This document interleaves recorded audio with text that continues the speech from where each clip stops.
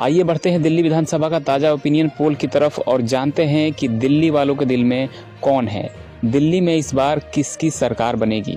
दिल्ली विधानसभा में कुल 70 सीटें हैं और 70 सीटों पर जनता की राय एक एक करके हम देख रहे हैं। बात करते हैं नई दिल्ली विधानसभा क्षेत्र की, तो यहाँ पर टक्कर का मुकाबला देखा जा रहा है।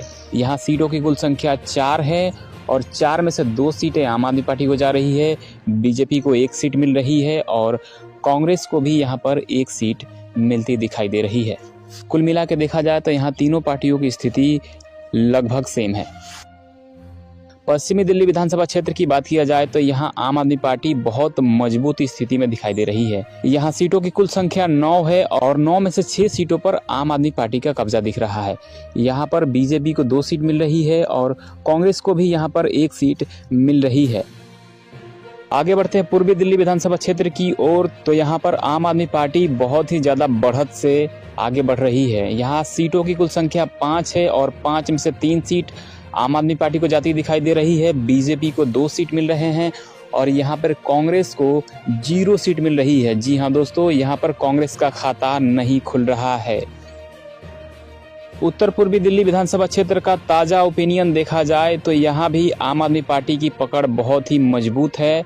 यहाँ सीटों की कुल संख्या 8 है और 8 में से 5 सीटें आम आदमी पार्टी के झोली में जा रही है और बीजेपी को 3 सीटें मिल रही है और कांग्रेस को फिर से बड़ा नुकसान देखा जा रहा है। इनके खाते में 1 भी सीट नहीं जा रही है।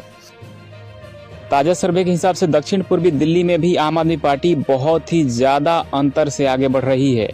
यहाँ सीटों की कुल संख्या 6 है और 4 सीटों पर आम आदमी पार्टी बढ़त बनाती दिखाई दे रही है और वहीं पर बीजेपी को 1 सीट मिल रही है और कांग्रेस को भी यहाँ पर 1 सीट मिल रही है। उत्तर पश्चिमी दिल्ली विधानसभा का ताज़ा ओपिनियन देखा जाए तो यहाँ जनता आम आदमी पार्टी के साथ जा रही है। यहाँ सीटों की कुल संख्या 11 है और 11 में से 7 सीटें जनता आम आदमी पार्टी को दे रही है और वहीं पर 3 सीटें बीजेपी को दे रही है और कांग्रेस को भी यहाँ पर 1 सीट मिल रहा है। दक्षिण पश्चिमी दिल्ली विधानसभा का आंकड़ा देखा जाए तो यहाँ पर सीटों की कुल संख्या 5 है और 5 में से 4 सीटें आम आदमी पार्टी को जा रही है और 1 सीट बीजेपी को मिल रही है और कांग्रेस का यहाँ पर सुपड़ा साफ है। कुल मिलाकर देखा जाए तो आम आदमी पार्टी अभी तक 31 सीट पर आगे बढ़ रही है, बीजेपी 13 सीट पर बनी हुई है और कांग्रेस के खाते में 4 सीटें अभी तक मिल चुकी है। अगर किसी भी पार्टी को बहुमत से सरकार बनानी है तो 35 का आंकड़ा पार करना होगा और यहाँ पर आम आदमी पार्टी को 31 सीट अभी तक मिल चुकी है। दक्षिणी दिल्ली विधानसभा की तस्वीरें कुछ इस प्रकार है। ताज़ा ओपिनियन के हिसाब से देखा जाए तो यहाँ पर सीटों की कुल संख्या 10 है और 10 में से 5 सीटें आम आदमी पार्टी के खाते में जा रही है। यहाँ पर 3 सीट बीजेपी को मिलती दिखाई दे रही है और कांग्रेस को यहाँ पर 2 सीट मिल रही है। दक्षिणी दिल्ली में पिछली बार की तुलना में यहाँ पर आम आदमी पार्टी कमज़ोर हो रही है और उसी कमज़ोरी का फ़ायदा यहाँ पर कांग्रेस पार्टी को मिलती दिखाई दे रही है। आगे जानते हैं उत्तरी दिल्ली विधानसभा क्षेत्र के बारे में, तो यहाँ पर सीटों की कुल संख्या 6 है और 6 में से 4 सीटें आम आदमी पार्टी को मिल रही है। यहाँ भी बड़ी अंतर से आम आदमी पार्टी आगे बढ़ रही है। यहाँ बीजेपी को 1 सीट मिल रही है और कांग्रेस के खाते में भी 1 सीट मिल रही है।